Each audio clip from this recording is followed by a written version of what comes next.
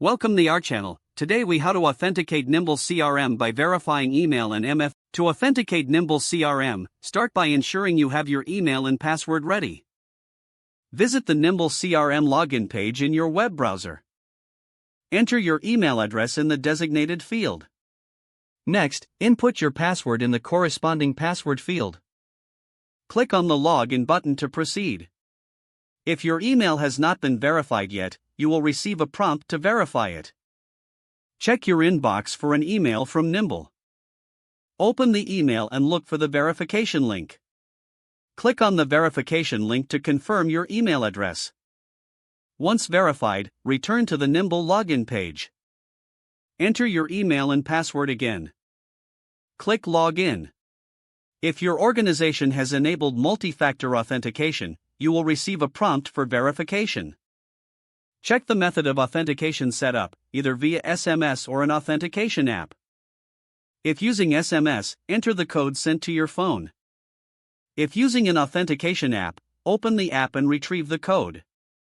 Enter the code into the verification field on the login page. Click Verify to complete the authentication process. Once verified, you will gain access to your Nimble CRM dashboard. You are now successfully authenticated and ready to use Nimble CRM. If the page does not load, refresh the browser or try again in a private or incognito window. Make sure you are using the correct email address, then retype it carefully to avoid small typos. If your password is not accepted, use the reset option and create a new strong password you can remember. Check your spam folder for verification or security emails, then complete any requested confirmation steps. Enable two-factor authentication if available to improve account security and reduce unauthorized access risk. After signing in, review your profile details so your contact information and settings are accurate and current. If you see an error message, note it down and try again after restarting your device and internet connection. Log out when you finish, especially on shared devices, to keep your account and payment information secure. If the page does not load, refresh the browser or try again in a private or incognito window.